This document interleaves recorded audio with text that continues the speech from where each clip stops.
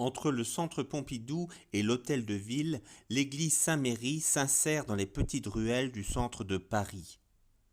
C'est à l'emplacement de l'oratoire Saint-Pierre où fut inhumé l'ermite Saint-Méry, de son nom Médéricus ou Médéric, que fut construite l'église Saint-Méry sur la rive droite de la Seine à Paris. Entièrement reconstruite entre 1500 et 1570, cette église est un modèle de l'art gothique de cette époque. La haute nef est surmontée d'admirables vitraux du XVIe siècle. Le chœur, quant à lui, a été entièrement réaménagé au XVIIIe siècle. Ainsi, le marbre et le stuc ont enrichi la décoration qui rappelle celle du chœur de Notre-Dame de Paris, comme on le voit sur cette représentation du sacre de Napoléon en 1804, avant que Viollet-le-Duc ne la supprime pour retrouver les piliers gothiques.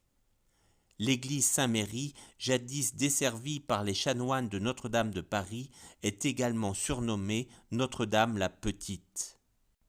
Les frères Slotz ont ajouté la magnifique gloire qui attire tous les regards au-dessus du remarquable maître-autel surmonté du Christ en croix, adoré par deux anges, ainsi qu'une magnifique chaire, merveille du XVIIIe siècle. Admirez les feuillages qui peuvent évoquer le jardin originel. Les vitraux du chœur datent du XVIe siècle et représentent au sud la vie de Saint-Pierre et au nord celle de Joseph. Au-dessus du maître-autel, les admirables vitraux du XIXe siècle manifestent la résurrection du Christ. L'art gothique flamboyant donne toute sa mesure à la croisée du transept où les nervures se rassemblent dans une clé pendante. Au sud de la nef, la chapelle de communion bénéficie d'un éclairage zénital.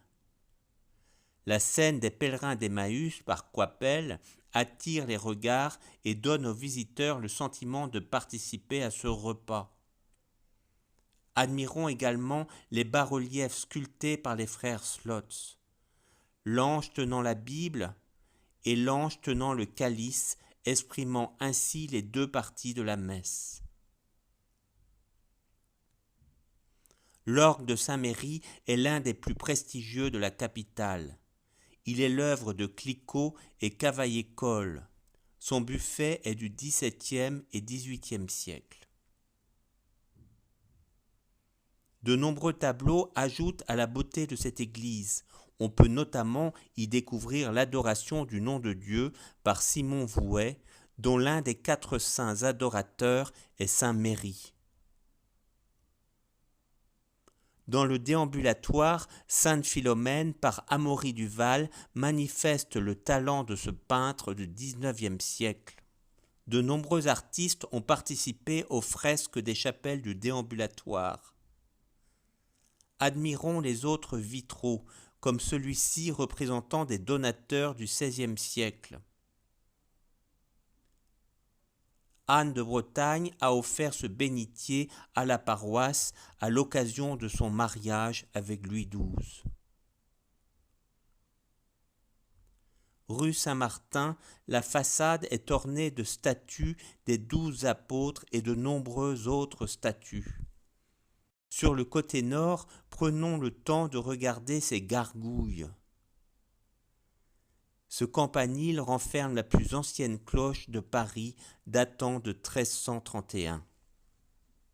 La paroisse Saint-Méry est confiée par l'archevêque de Paris à la communauté Sant'Egidio.